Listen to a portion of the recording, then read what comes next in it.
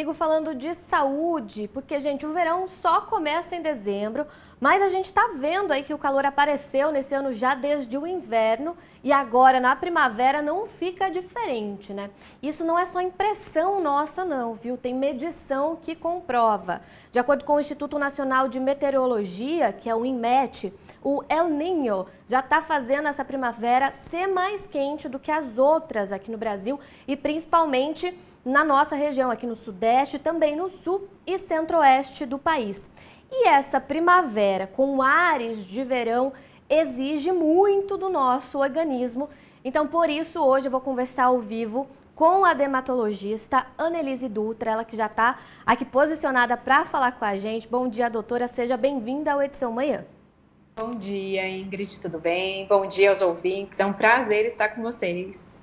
Obrigada pela sua presença e vamos começar então com a nossa entrevista, doutora. A gente sabe, por exemplo, que a pele tende a ficar mais oleosa nos dias mais quentes, né? Apesar de hoje estar um dia mais nublado aqui na nossa região, a previsão para a estação primavera como um todo é de calor e tem essa questão da oleosidade. Por que isso acontece com a nossa pele e como a gente faz para controlar essa oleosidade? Com o aumento da temperatura, Ingrid, aumenta a secreção da glândula sebácea. E aquelas pessoas que já têm a predisposição a ter algumas patologias por aumento de secreção de sebo, né? Por exemplo, acne, dermatite seborreica, acabam sofrendo um pouquinho mais. Então, a gente precisa ter alguns cuidados nesse período, né? E cuidar da pele direitinho, porque às vezes a pessoa acha que assim, eu vou lavar mais e isso acaba melhorando, e não necessariamente, porque às vezes gera um ciclo vicioso. Eu falo que o organismo da gente é muito esperto. Quanto mais a gente lava, às vezes a pele manda um sinalzinho para o cérebro assim, tá faltando óleo, aí ele vai lá, aciona a glândula que produz em excesso. Então, o skincare tem que ser cauteloso, individualizado, para que isso a gente mantenha um equilíbrio. E, doutora, agora a pergunta é sobre exposição solar, porque tem muita gente que negligencia, né, o uso do filtro solar, principalmente, estou falando aqui, né, dos dias mais nublados, como o de hoje na região, mas essa proteção ela deve ser diária, não é mesmo? Ainda mais considerando essa primavera mais quente, isso tem influência na radiação solar também, né? Com certeza, viu, Ingrid? Porque assim, não é porque está nublado que a gente deixa de receber a radiação UV, né? UVA, UVB, UVC, que são os raios prejudiciais à nossa saúde. Então, na verdade, a gente tem que usar filtro. Eu falo que até dentro de casa, porque as luzes, né, que a gente usa, elas causam fotodano, fotoenvelhecimento. Não causa câncer, mas ela prejudica a pele. E quando a gente ainda sai em exposição à luz solar, o dano é maior. E aí tem risco de cancerização.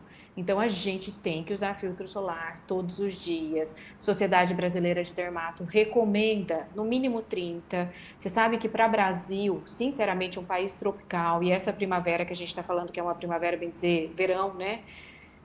Eu já falaria no mínimo 50, com repasses a cada 3, 4 horas. E se as atividades ainda forem ao ar livre, com suor, em água, esses repasses têm que ser diminuídos a cada 2 horas e adequado a cada tipo de pele, né? Isso tem que ser avaliado pelo dermatologista, por quê? Porque assim, peles mais oleosas são filtros mais fluidos, à base de água, peles que são mais secas, então um filtro adequado, que seja à base de creme para fazer a hidratação. Então tudo isso tem que ser avaliado direitinho, porque depois a pessoa fala, mas aí eu uso um filtro que cai no meu olho e arde, eu não gosto desse filtro. Então existe o filtro solar para cada tipo de pele e tem que ser usado, isso é importantíssimo. E doutora, além da pele, a gente focou aqui nela, né? Os cabelos também sofrem com a radiação solar? Tem cuidados específicos para os fios durante essa estação? Com certeza, a gente não pode esquecer dos cabelos, tá? Que também sofrem ressecamento. O nosso organismo como um todo, né? Sofrendo essa parte de de altas temperaturas, desidratação. Aí a gente sofre o que a gente chama de um eflúvio telógeno, porque muitas vezes falta alguns nutrientes, a gente não se alimenta direito, não se hidrata direito e sofre queda de cabelo. Pode aumentar a tal da dermatite seborreica que eu falei que acontece em couro cabeludo e tem descamação, coceira, piorando queda. Além da ação dos raios ultravioletas gerando ressecamento. Então, o ideal é usar boné, chapéu. Existem filtros solares para cabelo, tá? Embora as pessoas achem que não, isso existe. E os produtos adequados, né? Como hidratantes, os antifreeze. Então, tudo isso tem que ser adequado. É importante a gente lembrar que neste período todo o nosso organismo sofre uma adaptação. E o cabelo também vai sofrer. E às vezes eu chego com o paciente falando, nossa, mas existe uma queda de cabelo nesse período, eu estou sofrendo, é por estresse, é por déficit de vitamina. E aí tudo isso tem que ser avaliado, porque pode sim acontecer. Com certeza, doutora. Eu já vou te agradecer aqui pela participação no Edição Manhã, por essas recomendações. Desejar um ótimo dia para você, para a gente marcar também para continuar, para falar mais. Tem mais tópicos que a gente pode conversar, que o assunto é extenso. Obrigada, doutora. Ótimo dia. Eu que agradeço. Será um prazer. Um ótimo dia para vocês também. Ótima semana. Bom trabalho, Ingrid. Obrigada. Ótima primavera, viu? Obrigada para vocês também.